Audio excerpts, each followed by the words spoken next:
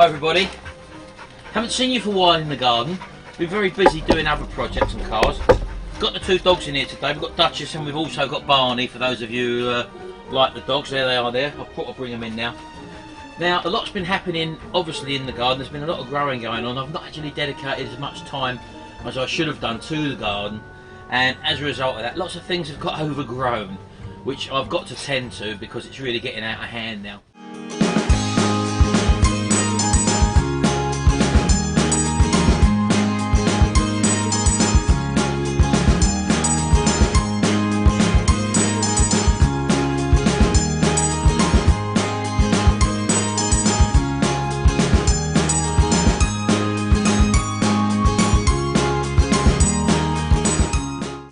A lot of the fruit and vegetables that we have produced, we've been eating, and we've planted some more stuff. Like for example, we used the potatoes all up, so I've actually planted more potatoes now, and they're coming on very well. As I said, this year was all about experimentation, just to see if I could actually grow stuff, which I actually can, so I'm quite happy with that. What I'm going to do is to wind down this year, in other words, all the produce that we've got. I'm going to take on board what I've grown, what we actually do eat and what we actually don't eat, because it's not worth growing stuff that you actually don't eat. So that's what we're going to do next year. We're going to sort of grow the stuff we do eat on a regular basis. And I feel this is where most people sort of go wrong.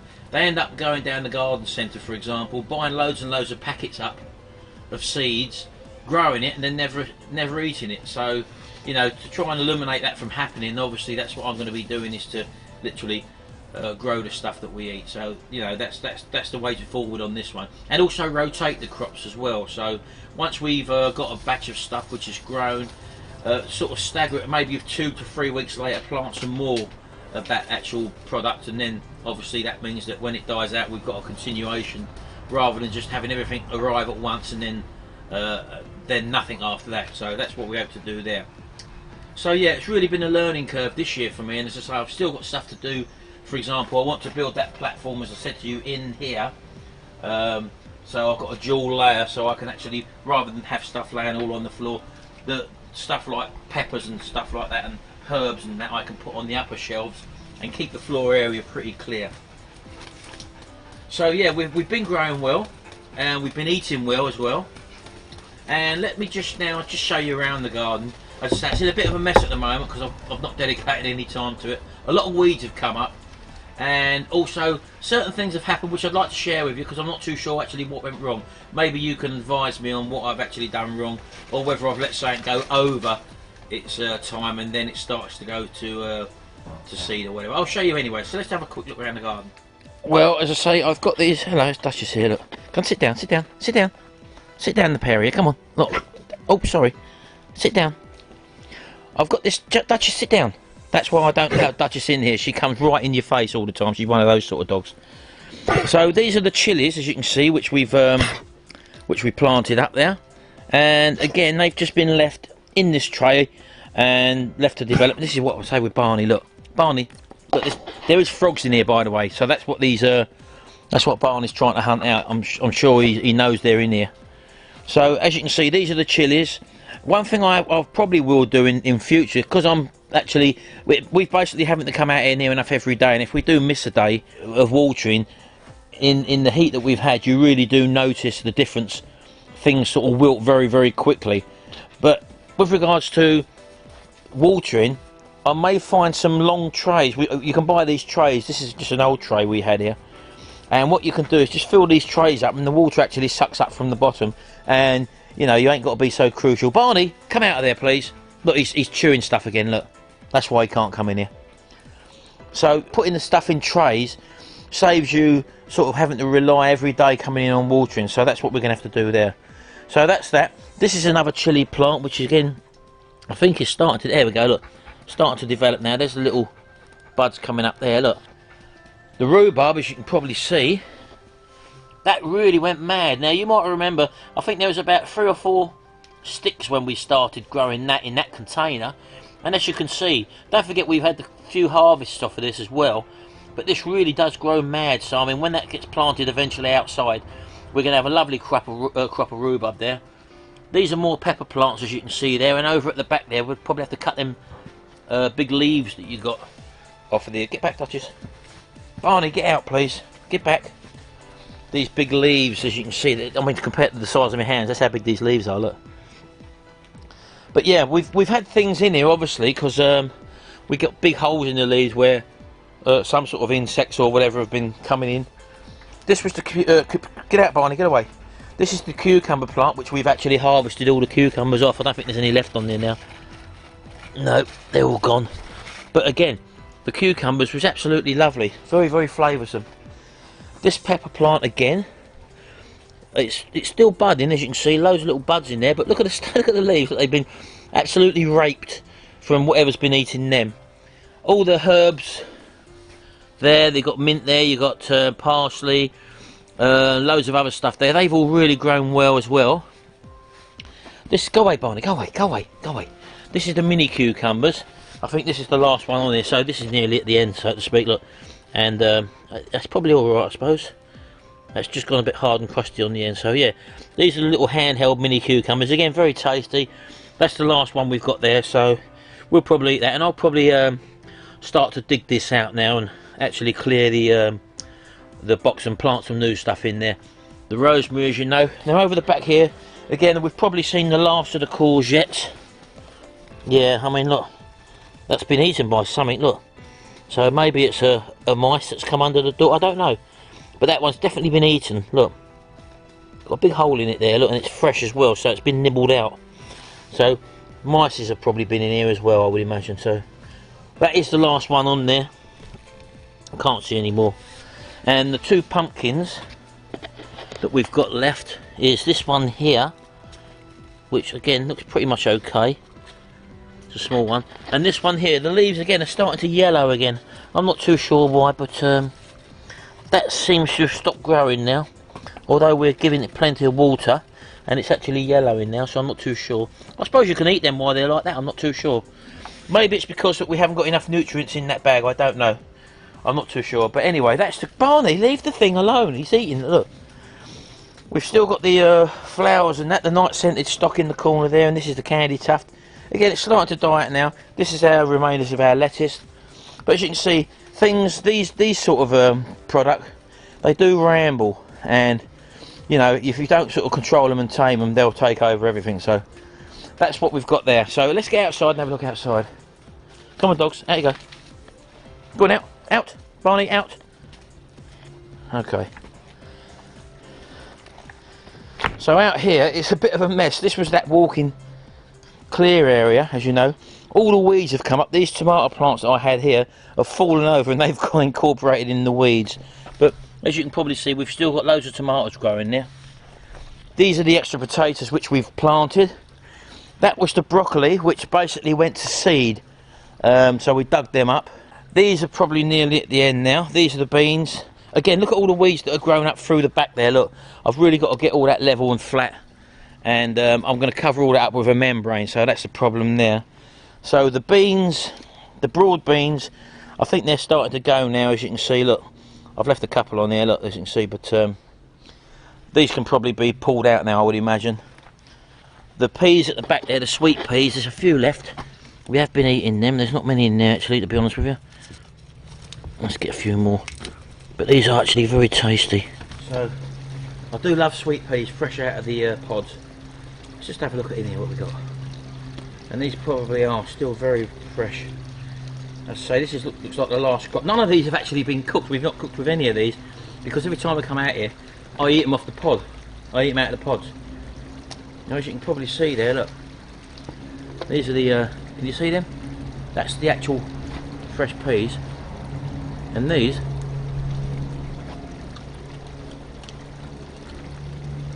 so sweet. Oh.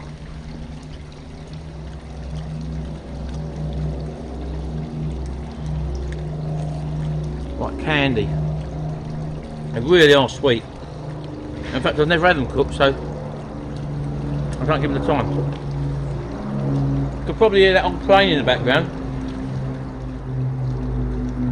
We've got the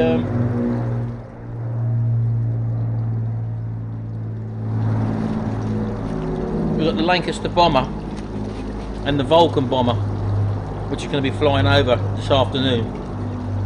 So we're going to shoot down to the RAF Coningsby and see that happen. So anyway, that's a bit later on, but that's what that plane noise is in the background. So yeah, I've actually been picking stuff, and I don't know whether you can see the size of these broad beans. Absolutely massive. Look at the size of them, look.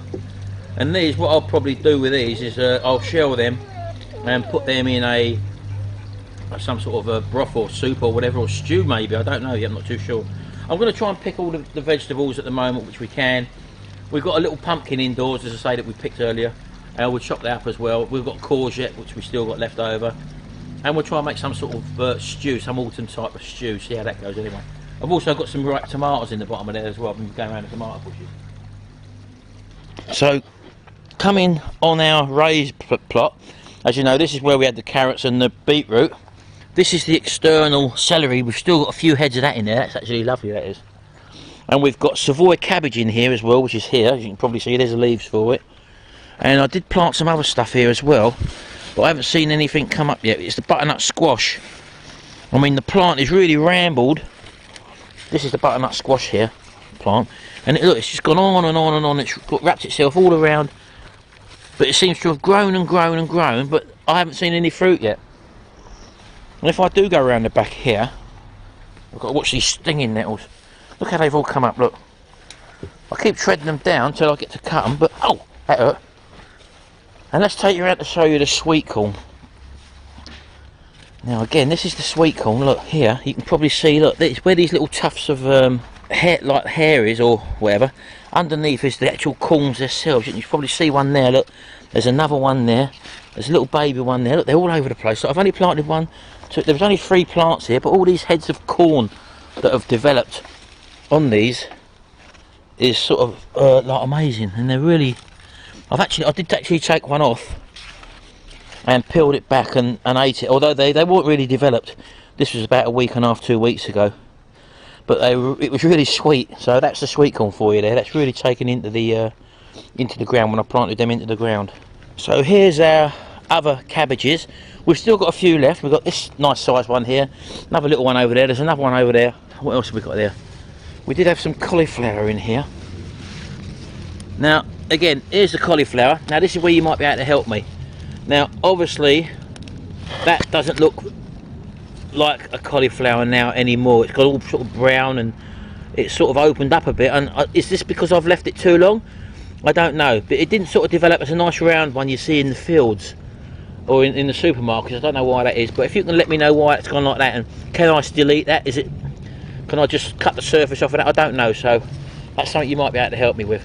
But as you can see up here, we've had a terrible time with the old slugs. I did get some, look, all these leaves here, look. I did get some copper track that you put down. I think it was Pete Froud, who watches my YouTube channel and also my Facebook channel. He showed me that there was a copper strip that you could buy very cheaply in Aldi, which I've actually done that, and I've bought that, but I hadn't fitted it yet, obviously, because I've been a bit too busy. But when I clear all this lot out, it'll give me the chance to actually fit this copper track around here. And slugs don't apparently like crawling over copper. It makes them sort of like a little electrical charge in it, so it's probably the potential difference. That's all that does that. But that's what I'm going to try anyway with the raised bed next year. So coming round to our tomatoes, I mean, we've literally got loads and loads of tomatoes on the vine now, all different sizes. Barney, will you get out of there, please? But they all fell over, but I just left them where they was. There's literally tomatoes everywhere here. And those are those lovely asters. Look at these, look, absolutely fantastic flowers. They really have blossomed, and they've really stayed like this for literally a long time. As you can see, very, very colourful flowers. And I will grow these again. They took a while to come up, but now when they do come up, they really stay for a long time. But as you can see, look. Even down here we've got loads and loads of tomatoes. Look, loads and loads of them. And these are quite a nice sized ones as well. If I put my hand in there, look, you can see they're quite a nice size. And all grown out of these little pots. As I said, you can have little pots like this on your balcony, or even from a hanging basket as well. Sharon's brother actually grows tomatoes in a hanging basket, but you know, you don't need to have a big space to grow these. But everything's looking a bit of a mess, as I said to you. I haven't seen anything from the butternut squash, and we're at the stage now where we're going to need to sort of tidy things up and sort of clear the deck, so to speak, and plan our way forward going into autumn and winter. So yeah, I don't know anything about growing stuff in the winter. I don't know when the growing season finishes. I would presume it's around September, October time. I don't really know, but obviously there's lots of work to do here and to keep on top of. But as I say, we have got the polytunnel where we can bring on certain stuff, maybe grow some squashes or stuff like that, I don't know, winter stuff, root vegetables for example, maybe even more carrots, I'm not sure yet. But yeah, there we go. So that's what he's there again. Look at him over there. Look. See, this is what I've not been out in the garden with him for a long time, and straight back to it. He goes hunting around for frogs and stuff like that. But anyway, that's that. So that's the garden at the moment. So I've been picking produce, as you know, and I'll tell you what I'm going to do. I'm actually going to take one of them cabbages now, and let's just see what it looks like. I might even take the cauliflower as well, as I say, see if we can actually make use of the ones which I've shown you already.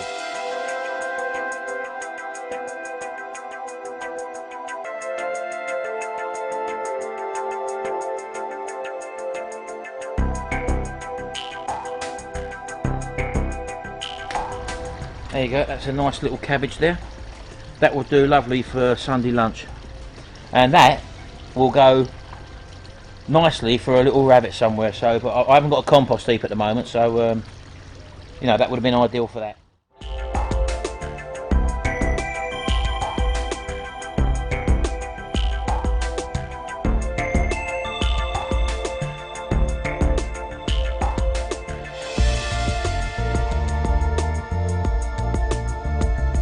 I've just pulled that one out by the root, look. Absolutely enormous. But that's never going to be edible, that one. So get that one out of the way. This one's totally gone, I think. I mean, the size of these leafing leaves, look.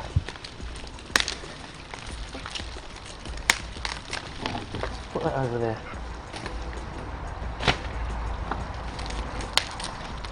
If I pull this off, see, there's no way you can eat this. So I don't know whether I've let it go too far or what, I'm not sure. It don't seem to have formed like a cauliflower, and it's actually gone a bit mushy in the middle there. That may be due to overwatering, I don't know, but it's not like a round cauliflower like I know a cauliflower. So I mean, that one literally is no good at all. That's a shame, because it's taken ages to grow that, but again, I haven't grown these successfully. Loads of growth on it, loads of leaves, but again, some things you can grow successfully and some things you can't. I've not done very well with these sort of things this year, although I'd love to have grown this because I really do like cauliflower, especially when it's made like cauliflower cheese. Now that one's not mouldy, it's a bit crusty on top, but with a clean up I think that one might be salvageable, so I'm going to keep that one and give that one a go anyway. So anyway, that's the garden. I've got a few bits of stuff I can take in. That's how we've been progressing. I haven't done much in the garden, but as you can see now, it's sort of getting to the time now where things are dying off and it's time to pull the roots up, clear the land and plan for my next little part of the planting season for the next few months coming up. So anyway, thanks very much for watching. Hope you enjoyed this video. Don't forget to rate, comment and subscribe. And if you've got any answers as to why my cauliflowers have gone like that, maybe I left them too long, I don't know. Please leave a comment in the section below, and I'd look forward to learning off of you if you've got any ideas. I haven't. Thanks very much. See you in the next video. Bye for now.